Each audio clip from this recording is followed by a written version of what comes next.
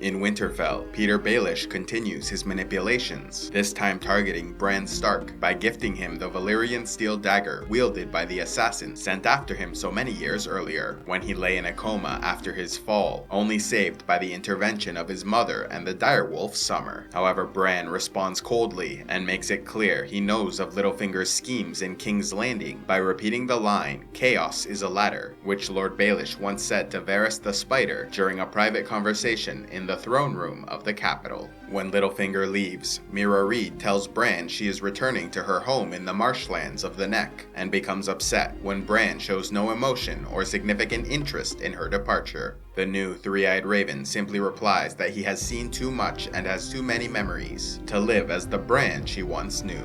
After journeying north from the Riverlands, Arya at last arrives in her family home, only to find it very different, no longer able to be recognized by the guards, who reluctantly allow her inside. Yet while they argue between themselves about who would bring her to Lady Sansa, Arya walks away, found later by her sister in the crypts. They embrace in front of their father's tomb and speak for a time, with Sansa learning of Arya's list of enemies to kill, and laughing, believing it a jest. They then go to see Bran, and Arya is surprised to learn that he saw her in the Riverlands, being told of his incredible visions. When he mentions that he expected her to go to King's Landing because Cersei is on her list, Sansa learns that her sister really does have a list of enemies. Bran then shows them the Valyrian steel dagger and gifts it to Arya, claiming it is wasted on a cripple.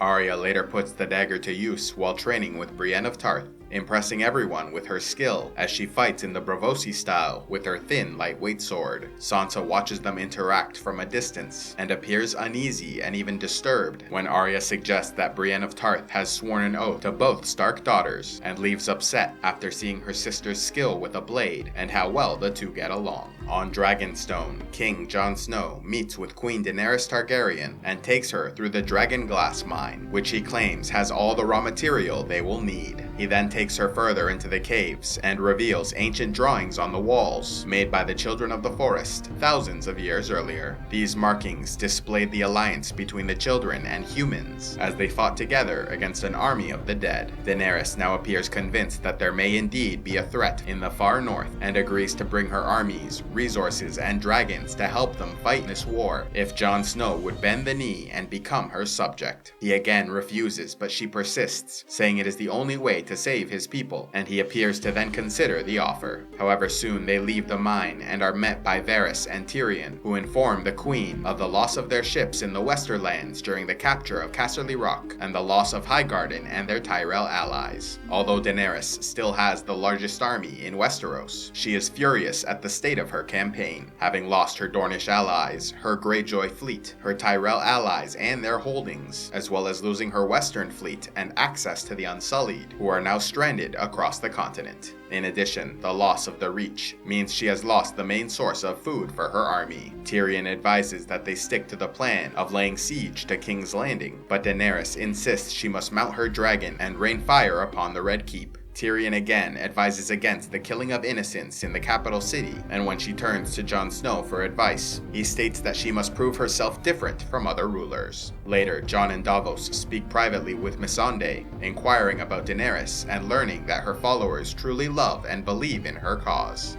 They then go to the shore, spotting a ship approaching with the survivors of the Ironborn battle in the Narrow Sea. When Jon sees Theon Greyjoy for the first time in years, he grabs him and states that he would kill him right there, if not for how he helped Sansa escape Ramsay Bolton. Theon says he has returned to ask for the Queen's assistance in rescuing his sister, but Jon explains she is no longer on the island. In King's Landing, Queen Cersei Lannister has another meeting with the representative from Braavos, stating that the gold to pay their debt will arrive shortly. The banker is pleased and offers the aid of the Iron Bank in what remains of her war, and she agrees they will need financing for more ships and armies, even mentioning that they may hire the Golden Company of Essos, who as it so happens has a long existing relationship with the Iron Bank, which might facilitate their interactions. Outside the city, Jaime Lannister and Lord Randall Tarly march with their army to bring in supplies, having already brought in the gold and treasure collected from the capture of Highgarden through the city gate.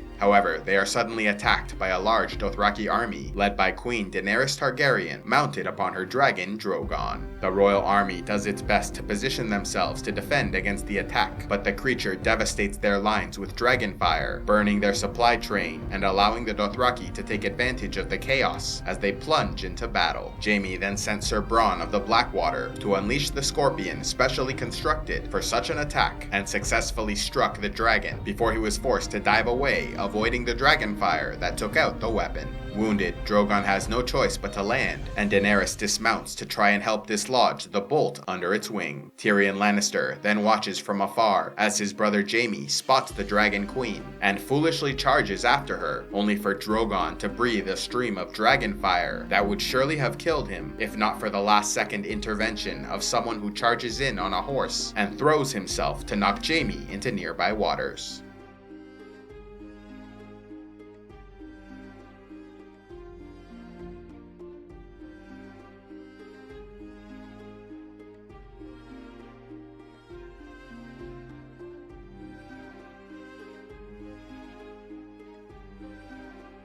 A special thanks to all those who contribute to Civilization X, like Kagor the Reborn Snow of the Forsaken Archers, Ahmed the Black Dragon, and Oliver Otterborn. If you'd like to help the channel with a monthly donation, click on the Patreon link, and please be sure to like, subscribe, and turn on notifications to see more.